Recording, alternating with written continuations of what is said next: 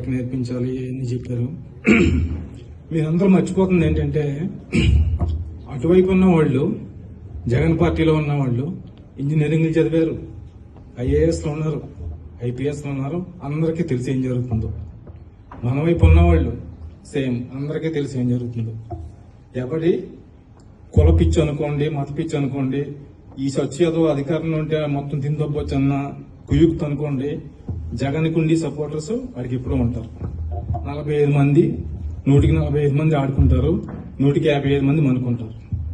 మనం చేస్తున్న మిస్టేక్ ఏంటంటే ఎంతసేపు ధర్మయుద్ధం అనుకుంటున్నాం. వాళ్ళని ఎడ్యుకేట్ చేద్దాం, వీళ్ళకి న్యూస్ పేపర్లు పంచి పెడతాం, ఇవన్నీ కరెక్టే.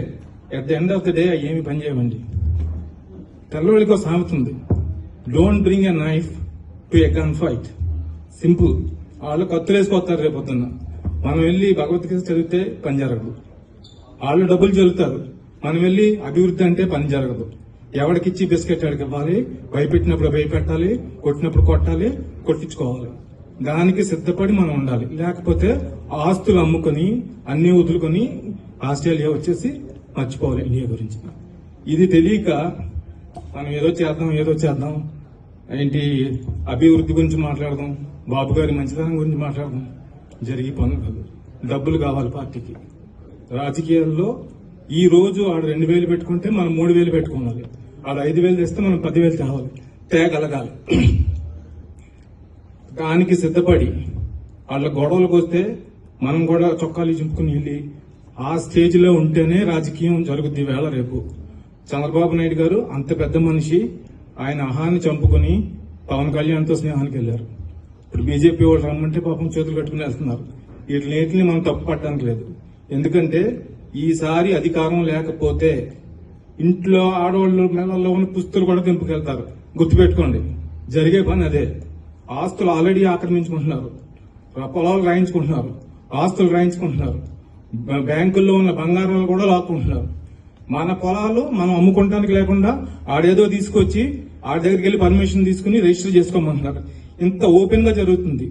ఇది ఎలా కంటిన్యూ అయితే మనం దాచుకున్న రూపాయి కూడా మనకు రాదు మళ్ళీ.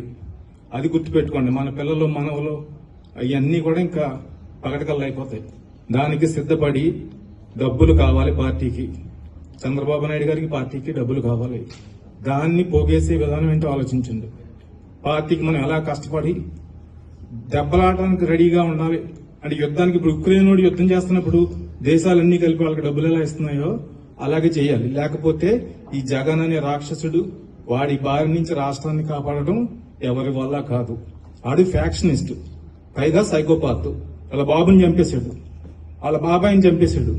చంపేసి పొద్దున్న వచ్చి మీటింగ్ పెట్టి మా బాబాయిని చంద్రబాబు నాయుడు చంపేశాడని చెప్పాడు.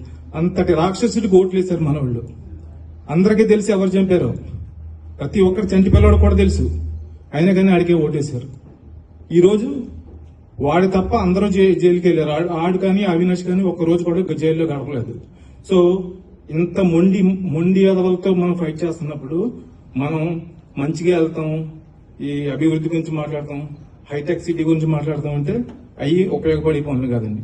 వాటి స్థానం వాటికి ఉంది, కాదనట్లేదు. కానీ కత్తి పట్టుకోవాల్సిన టైం వచ్చినప్పుడు కత్తి పట్టుకోవాలి. పట్టుకోకపోతే అన్ని మూసుకుని కూర్చోవాలి. అది నేను కొంచెం పరుషంగా మాట్లాడినా ఏమనుకోవద్దు, విషయం అది. అందరూ కూడా దాన్ని గుర్తుపెట్టుకుని దానికి తగినట్టుగా ప్రవర్తిస్తే, దానికి తగినట్టుగా పార్టీకి ఏం కావాలో అందజేస్తే ఉపయోగపడుతుందండి. Thank you very much.